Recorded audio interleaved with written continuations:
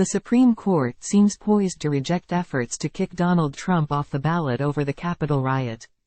A definitive ruling for Trump, the leading Republican candidate for president, would largely end efforts in Colorado, Maine and elsewhere to prevent his name from appearing on the ballot.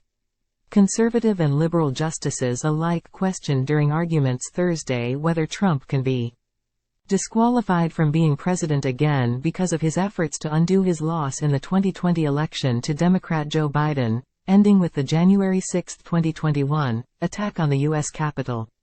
Their main concern was whether Congress must act before states can invoke a constitutional provision that was adopted after the Civil War to prevent former officeholders who engaged in insurrection from holding office again. There also were questions about whether the president is covered by the provision. Without such congressional legislation, Justice Elena Kagan was among several justices who wanted to know why a single state should decide who gets to be President of the United States. The outcome could reflect a broad consensus of the court, and it could come quickly. Only Justice Sonia Sotomayor sounded like she might vote to uphold the Colorado Supreme Court ruling that found that Trump engaged in insurrection and is ineligible to be president. The state court ruled Trump should not be on the ballot for the state's Republican primary on March 5. In another sign of trouble for the Colorado voters who sued to remove Trump from the ballot, the justices spent almost no time talking about whether Trump actually engaged in insurrection following the 2020 election. Lawyer Jason Murray, representing the voters, pressed the point that Trump incited the Capitol attack to prevent the peaceful handover of power, for the first time in history. Mitchell argued that the Capitol riot was not an insurrection and, even if it was, Trump did not participate. Trump, speaking to reporters after the proceedings, called the Supreme Court argument a beautiful thing to watch in many respects, even as he complained about the case being brought in the first place. I hope that democracy in this country will continue, he told reporters at his Mar-a-Lago club in Florida. The justices heard more than 2 hours of history-laden arguments in their first case considering Section 3 of the 14th Amendment. It sets up precisely the kind of case that the court likes to avoid, one in which it is the final arbiter of a political dispute. Chief Justice John Roberts worried that a ruling against Trump would prompt efforts to disqualify other candidates, and surely some of those will succeed. Trump's lawyers argue that the amendment can't be used to keep Trump off the ballot for several reasons. For one thing, they contend the January 6 riot wasn't an insurrection, and even if it was, Trump did not participate. The wording of the amendment also excludes the presidency and candidates running for president, they say. Even if they are wrong about all of that, they argue that Congress must pass legislation to reinvigorate Section 3.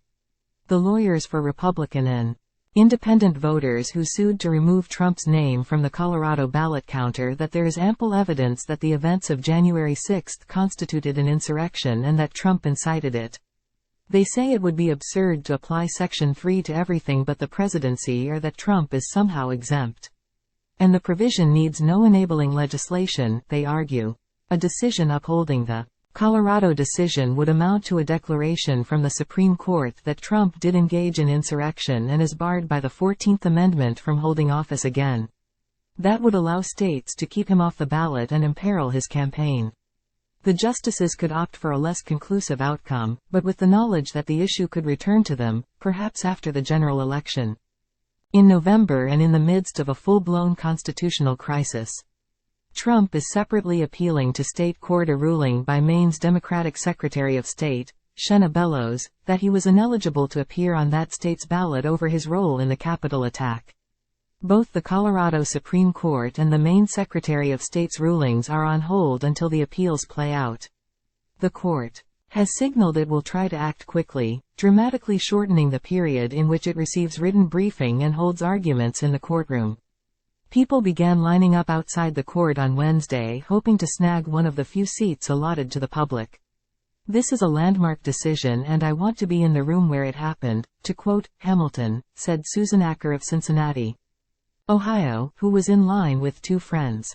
The issues may be novel, but Trump is no stranger to the justices, 3 of whom Trump appointed when he was president. They have considered many Trump-related cases in recent years, declining to embrace his claims of fraud in the 2020 election and refusing to shield tax records from Congress and prosecutors in New York.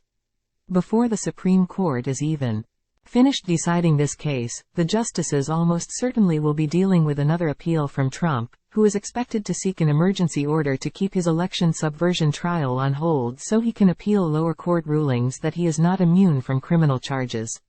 In April, the court also will hear an appeal from one of the more than 1,200 people charged in the Capitol riot.